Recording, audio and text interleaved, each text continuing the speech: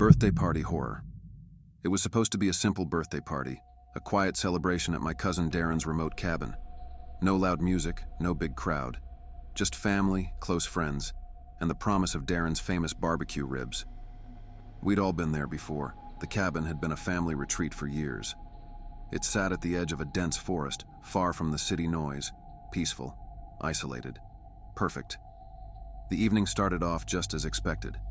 The smell of grilled meat filled the air, mingling with the crisp scent of pine. Kids ran around the backyard, waving sparklers. The adults stayed near the fire pit, sipping beers and trading old family stories. Darren's girlfriend, Lisa, had set up fairy lights, giving the cabin a warm, almost magical glow. It was around 9 when things started to feel off. The kids came running back from the tree line, their faces pale, their laughter replaced by uneasy whispers. When I asked them what was wrong, they all pointed toward the forest. "There's someone out there," one of them said.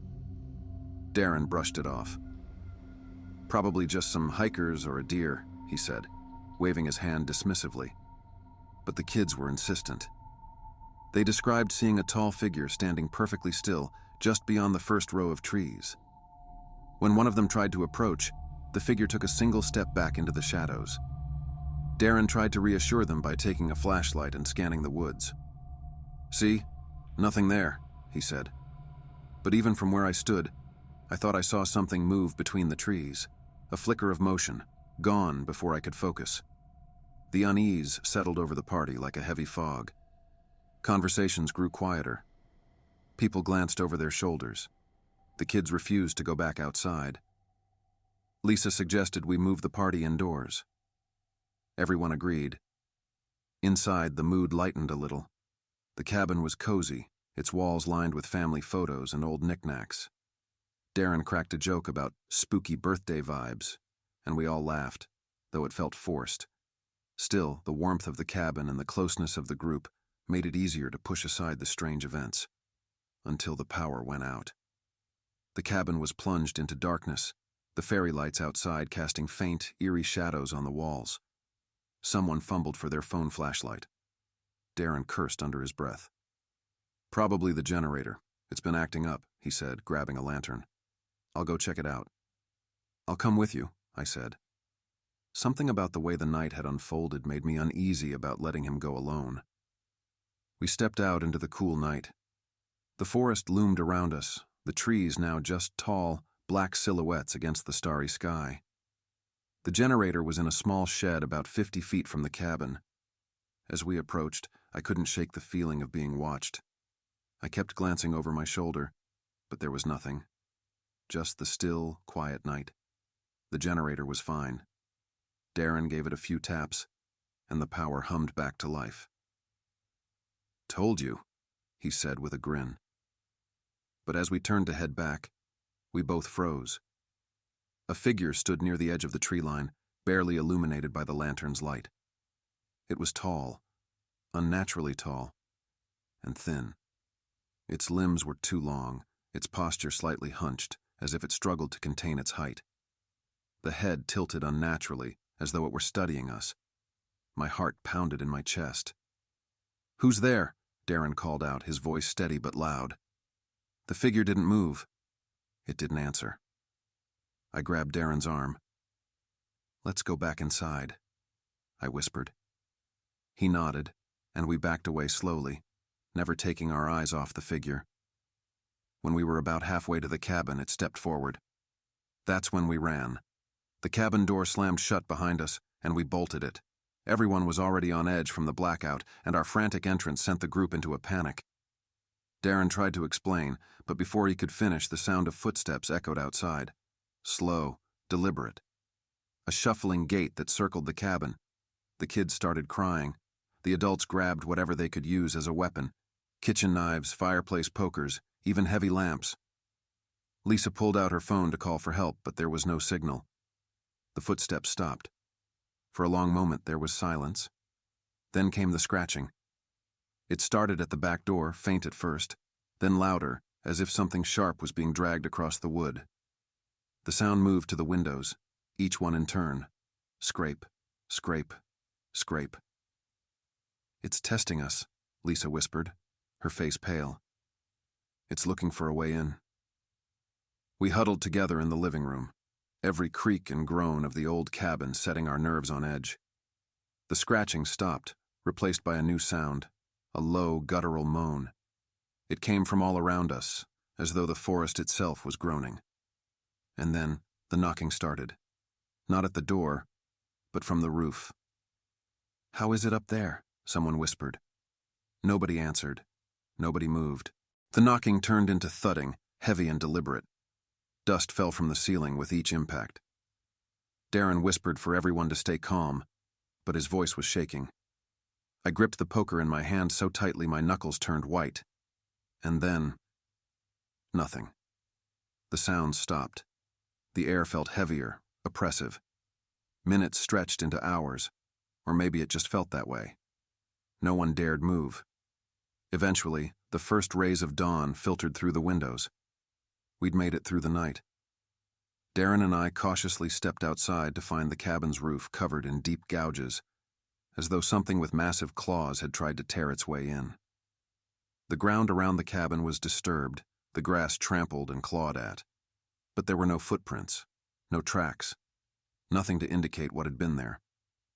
We left the cabin that morning, abandoning the half-eaten cake, the decorations, everything. Darren said he'd come back later to clean up, but I don't think he ever did. None of us talked about it again. Whatever was out there that night wasn't human. And I pray I never see it again. The birthday party. I remember that birthday like it was yesterday. It was supposed to be a simple get-together, just a few friends, cake, and laughter. Nothing out of the ordinary. I never could have imagined how wrong it would go, how everything I thought I knew about my friends, my life, and even my own sanity would be turned upside down. It was my 30th birthday, a milestone that should have been celebrated in joy. My wife, Claire, had spent weeks planning, sending out invitations to close friends and family. She was always the organizer, the one who ensured everything went perfectly. She was excited about it, I could tell. Maybe more excited than I was. After all, birthdays tend to lose their luster as you grow older, don't they? The party was held at our house, the place we had just moved into a few months prior. It was a beautiful home, secluded on the outskirts of town. The neighbors were few and far between, and the privacy was a relief. The kind of peace that only rural living could offer. There was something comforting about it, a perfect setting for a celebration with friends. But from the moment the doorbell rang and I opened the door, I felt something strange. The first few guests arrived: David, Jason, and Emma, 3 of my oldest friends. They were in their usual moods, David cracking jokes, Jason with his dry sarcasm, and Emma trying to act like the peacekeeper. But there was something in their eyes, something unsettling. Maybe it was the dim lighting in the hallway, or the fact that Claire was unusually nervous. She greeted them, but her smile seemed off, strained, as though she was forcing it. The evening progressed, but I couldn't shake the feeling that something wasn't quite right. Every time I went into the kitchen to check on Claire, she seemed more and more distracted, as if lost in thought. It wasn't until later in the evening that things took a turn. I was outside with the guys talking about the usual stuff, sports, work, old memories, when Claire came out to join us. Her face was pale, almost sickly, and she told me that she needed to speak with me privately. I excused myself and followed her inside, my curiosity piqued. Once we were in the kitchen, she turned to me with wide, anxious eyes. "I don't feel right, John," she said, her voice trembling. "Something's wrong with the house and the people here." I frowned. "What do you mean?" She shook her head. "I don't know. It's like they're not themselves. There's something wrong with their energy. Can't you feel it?" I laughed, trying to dismiss her concerns. "Claire, you're just stressed. It's your first big party here. Everything's fine. We're all here to have fun." But she wasn't convinced. Her gaze flickered toward the living room, and I saw her swallow hard. I followed her gaze and noticed the guests were no longer chatting or laughing. They were just staring at the TV, motionless, almost too still. They looked like mannequins. The air was thick with an unnatural silence, and the atmosphere in the room had shifted. I stepped into the living room and approached them, calling out their names. David turned to me first, his smile wide but his eyes empty. Too empty. "Everything okay?" I asked, trying to make sense of the weird energy. David's laugh was forced, echoing in the still room. "Yeah, man, everything's great. Just enjoying the show." I looked around, trying to gauge the room. Jason was sitting in a chair, his hands resting on the arms, his face expressionless. Emma, too, seemed completely still, as if frozen in time. I began to feel a cold knot in my stomach, and I turned to Claire. "Let's go upstairs," I whispered, a sense of dread creeping into my voice. Claire nodded, and we made our way up to the master bedroom. The tension was unbearable. Once the door was closed behind us, I locked it, something inside me telling me I needed to protect us. Claire collapsed on the bed, her face buried in her hands. "John, I don't know what's happening. I don't feel safe. They're not acting like themselves. It's like they're not really them." I could hear footsteps outside the door, slow and deliberate. "John," Claire whispered, her voice breaking. "They know we're here." I froze. How could they know? I hadn't heard anyone approach. I slowly moved toward the door, my pulse racing in my ears. I placed my ear against the wood and listened. There were whispers outside, low, unintelligible murmurs. Then, just as quickly, they stopped. I stepped back, my heart pounding. "They're not acting right. We need to leave. Now." Before Claire could respond, the door to the bedroom creaked open. It wasn't wide enough for a person to fit through, but the air that followed felt colder, darker. A shadow moved just beyond the threshold, but there was no one there. My legs felt weak. My breath was ragged. I grabbed Claire's hand and pulled her toward the window, praying we could escape. As I opened the window, the faint sound of laughter filled the room. Not just any laughter, but an eerie, hollow sound that sent shivers down my spine. I turned to Claire, panic seizing my chest. She was staring past me, her face pale. I followed her gaze and saw them, my friends standing in the doorway, their faces now twisted in grotesque smiles. Their eyes were black, voids of nothingness. There was no recognition in their faces, just empty, soulless stares. David took a step forward. "You shouldn't have left, John." I turned, grabbed Claire, and tried to jump out of the window, but it was too late. The room was suffocating with a dark presence, a force I couldn't explain. My head spun and I heard a voice inside my mind, whispering, calling to me. "It's not over. It's never over." I blacked out. When I awoke, I was lying on the floor of the living room. The house was completely silent. I could feel the weight of something heavy in the air, as though the walls themselves were pressing in on me. I looked around. There was no sign of Claire, no sign of the others. I called out for her, but the house only answered with silence. The doorbell rang. I stood, my legs shaking, and slowly approached the door. When I opened it, I saw David, Jason, and Emma standing outside. They were smiling, but this time their eyes were normal. "Happy birthday, John," they said in unison. The smile on my face froze. Something was wrong. Something wasn't right. And I realized with a sinking feeling that I might have never really left that night at all. It all started innocently enough, or at least it seemed like it did. My best friend Matt invited me to his birthday party that year. We were 23, the age where birthday parties felt like an obligation rather than a true celebration. But still, a night of good food, drinks, and friends was hard to resist. Matt had been planning this event for weeks, and he assured everyone that it was going to be unforgettable. I should have known something was off when he mentioned the location. "Don't worry," Matt said, grinning. "It's a special place. I'll send you the address later. Trust me, you'll love it." I wasn't sure what he meant by that, but I brushed it off. Matt had always been a bit of a drama queen when it came to events.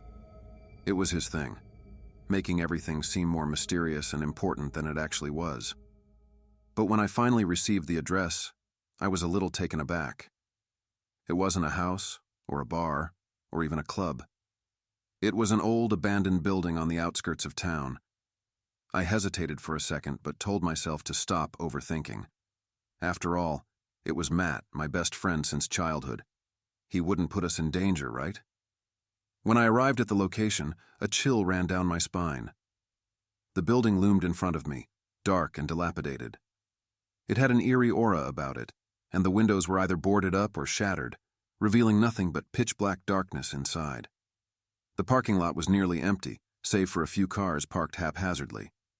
I rang the doorbell, and the door creaked open almost immediately. It was Matt, looking far too excited for someone hosting a birthday in such a grim place.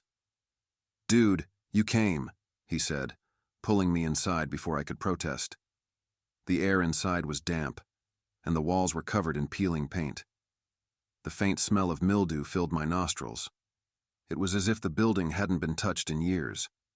I had to admit, the atmosphere was unnerving, but I kept telling myself it was all part of the theme. Matt had always been known for his eccentric tastes. "Where is everyone?" I asked, glancing around the dark, empty space.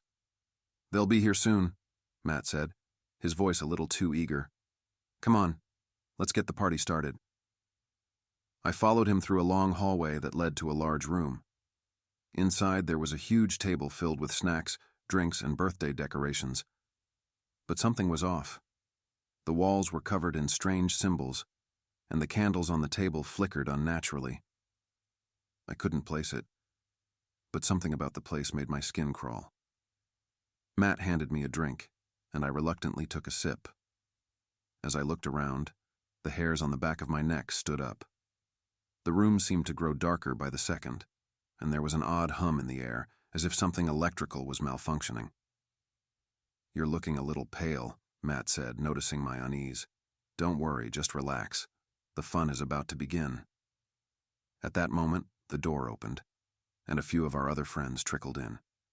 They all looked equally confused and uncomfortable, but none of them voiced it aloud. Everyone was too polite, too focused on trying to enjoy themselves despite the strange ambiance. Then the lights flickered, and the temperature in the room seemed to drop several degrees. The candles on the table dimmed even further, casting long, dancing shadows across the walls. That's when I noticed something odd. There was no music, no background noise at all. It was eerily quiet, save for the sound of our breaths and the occasional shuffle of feet. I could feel my anxiety rising, but I forced myself to play along. I was being paranoid, right? This was just Matt's way of being dramatic. Suddenly, the lights went out completely.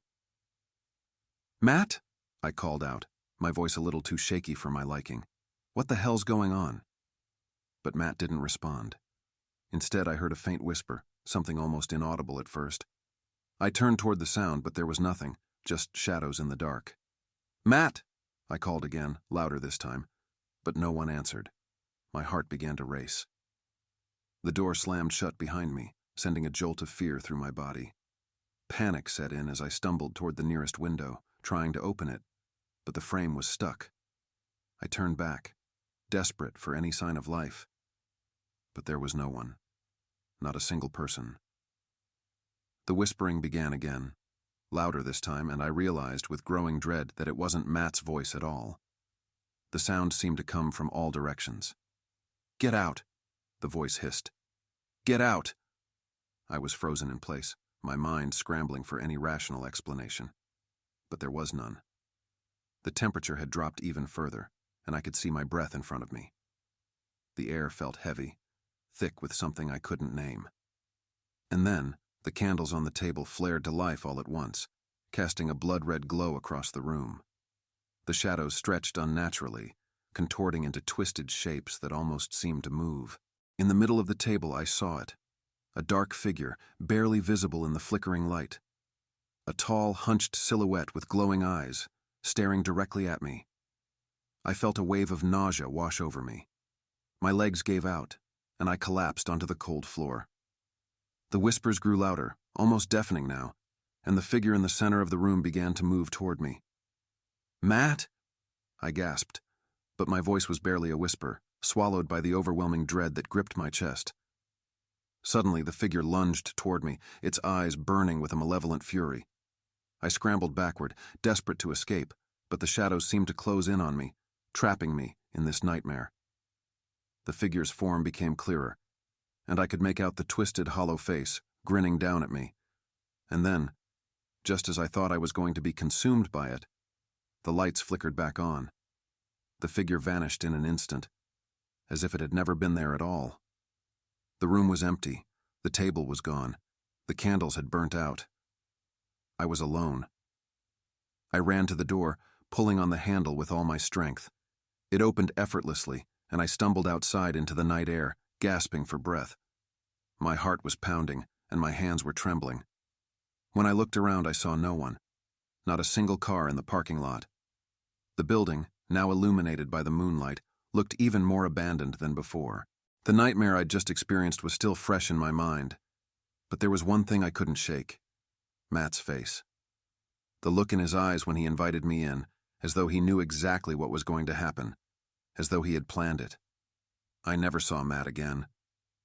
His phone number was disconnected, and when I tried to visit his house, his family told me he had moved away months ago. I'm not sure what happened that night, but I can't shake the feeling that the birthday party wasn't for Matt at all. It was for something else, and it wanted me there.